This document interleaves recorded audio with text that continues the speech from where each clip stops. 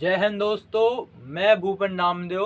कैसे हो आप लोग? आशा करता हूँ आप लोग अच्छे होंगे।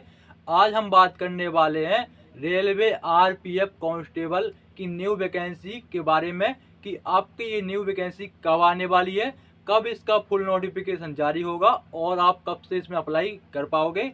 इसके अलावा आरपीएफ में कांस्टेबल बनने के लिए आपकी योग्यता क्या होनी चाहिए, कितनी आपकी उम्र सीमा होनी चाहिए तथा कितने पद पर आपकी वैकेंसी आएगी। इसके अलावा आप समझेंगे इसकी सिलेक्शन प्रोसेस के बारे में, क्योंकि जब इसका नोटिफिकेशन या अदर किसी भी वैकेंसी का नोटिफिकेशन जारी हो जाता है, अगर आपको पहले ही से पता होगा कि यहाँ पर एग्जाम पैटर्न में इतने विषय से प्रश्न पूछ जाते हैं, तो अगर आप पहले से तैयारी करके बैठोगे तो आपका जब नोटिफिकेशन जारी होगा तो आप आसानी से इसका एग्जाम क्रैक कर सकते हैं। तो हम बात करेंगे इसकी सिलेक्शन प्रोसेस के बारे में कि कितने विषय से प्रश्न पूछे जाएंगे और आपका हाइट चेस्ट रनिंग के बारे में, और सबसे लास्ट में हम बात करेंगे इसकी सैलरी और प्रमोशन के बारे में। तो चलिए दोस्तों, वीडियो स्टार्ट करते हैं।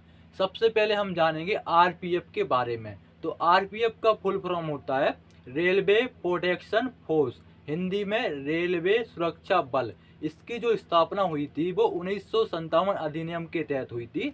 इसका जो कार्य है वो यात्री जो आपकी सफ़र करते हैं उनकी सुरक्षा करना। इसके अलावा आपका जो आपका रेलवे का प्रॉपर्टी है उसकी सुरक्षा करना, यही आपका आरपीएफ का कार्य रहता है।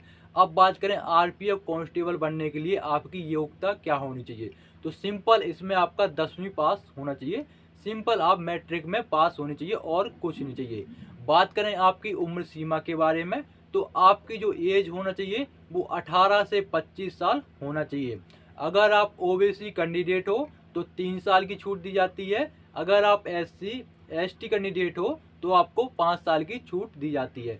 अब बात करते हैं वैकेंसी डिटेल्स के बारे में कि कितने पद पर आपकी वैकेंसी आने के चांसेस हैं। तो आपकी आरपीएफ कांस्टेबल की 9000 प्लस पद पर वैकेंसी आएगी।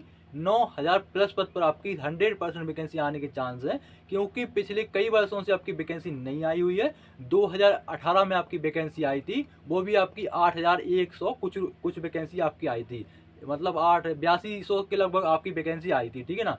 तब से आपकी वैकेंसी नहीं आई हुई है, तो आपकी बम्पर भर्ती निकलेगी। 9000 प्लस आपके कांस्टेबल में रहेंगे। इसके अलावा आपकी आरपीएफ एसआई और आरपीएफ कांस्टेबल ट्रेडमैन की वैकेंसी भी आनी है। अब बात करें आपकी एप्लीकेशन फीस के बारे में, तो अगर आप जर्नल ओबीसी ईडब्ल्यूएस कैंडिडेट हो तो आपको देने पड़ते हैं 500 रुपये। अगर आप एससी एसटी या महिला उम्मीदवार हो तो आपको देने पड़ते हैं 250 रुपये। अब बात करते हैं इसका नोटिफिकेशन कब जारी होगा और आप कब से इसमें अप्लाई कर सकते हो। तो आपको रियल बात बताएं कि आपको जैसे कि पता है कि आपकी कई वर्षों से ये वैकेंसी नहीं आई हुई है, कम से कम 5 साल से आपकी ये वैकेंसी नहीं आई हुई है, और आपको पता है कि अगले साल है यानी अप्रैल 2024 में है चुनाव। तो वैकेंसी चुनाव की बात तो निकलेंगे नहीं, चुनाव के पहले ही निकलेंगी आपकी, ठीक ना, हद से हद।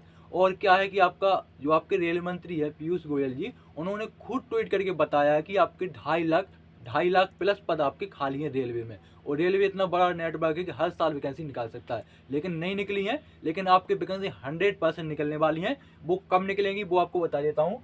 जो आपका आरपीएफ का जो नोटिफिकेशन होगा वो आपका नवंबर नवंबर से दिसंबर 2023 के बीच में आपका नोटिफिकेशन जारी होने के फुल चांस हैं। 2023 में नवंबर दिसंबर में आपके जो नोटिफिकेशन होने के फुल चांस हैं।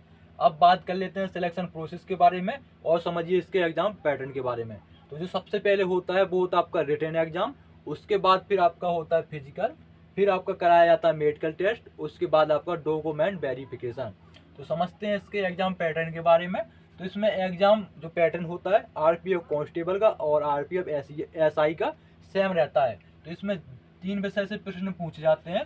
जी के जीएस प्लस करंट अफेयर्स के रहते हैं 50 प्रश्न, मैथ के रहते हैं 35 प्रश्न, और रीजनिंग के रहते हैं 35 70 और 50 120 आपके क्वेश्चन रहते हैं, जो कि आपके 120 मार्क्स के रहते हैं।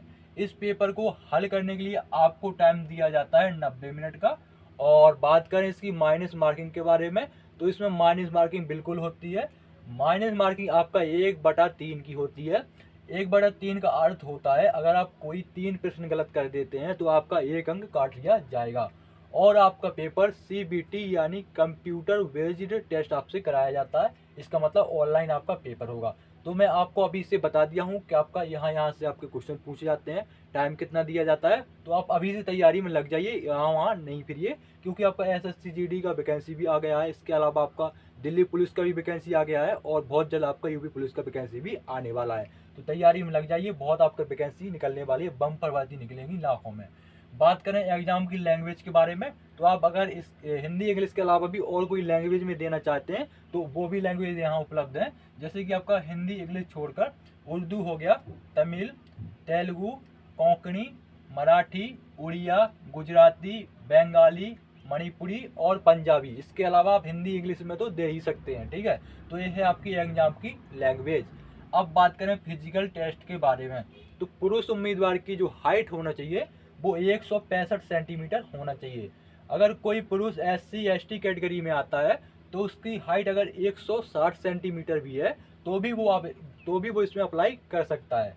बात करें महिला उम्मीदवार की हाइट के बारे में, तो महिला उम्मीदवार की हाइट 157 सेंटीमीटर होना चाहिए। अगर कोई महिला SC ST कैटेगरी में आती हैं और उनकी हाइट 152 सेंटीमीटर भी है तो भी आप इसमें अप्लाई करने के लिए एलिजिबल हो। बात करें इसके चेस्ट के बारे में कि आपका सीना कितना होना चाहिए, तो आपका जो सीना होना चाहिए 80 से 85 सेंटीमीटर होना चाहिए। 80 सेंटीमीटर आपका मिनिमम चेस्ट होना चाहिए और 5 सेंटीमीटर आपके चेस्ट का फुलाव आना चाहिए। बात करें आपकी रनिंग के बारे में कि आपकी दौड़ कितनी कराई जाएगी और आपको टाइम कितना दिया जाएगा, तो इसमें आपका 1600 मीटर की रनिंग होगी पुरुष उम्मीदवार की, और पुरुष उम्मीदवार को जो टाइम दिया जाएगा वो 5 मिनट 45 सेकंड का टाइम दिया जाएगा। तो मतलब ये है कि आपकी दौड़ भी अच्छी खासी होने वाली है।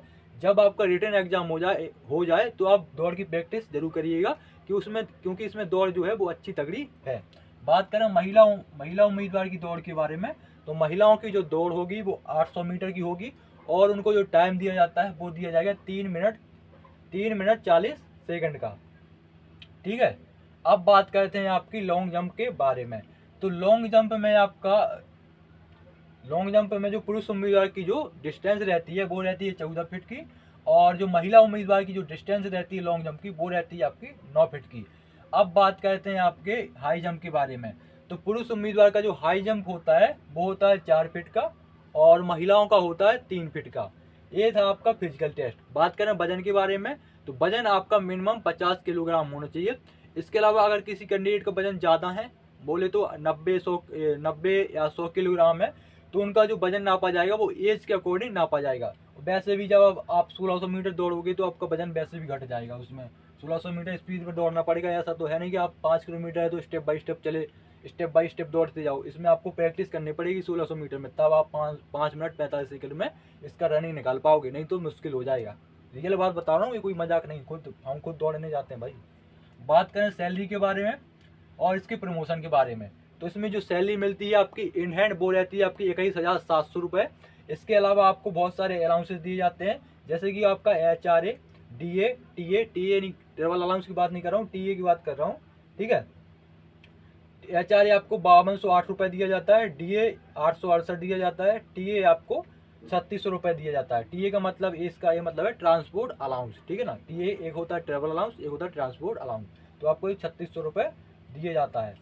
टोटल आपकी सैलरी बनती है शुरुआत में 31,270 रुपये, ठीक है ना। इसके बाद फिर आपकी सैलरी बढ़ती है प्रमोशन के हिसाब से। तो बात कर लेते हैं इसके प्रमोशन के बारे में।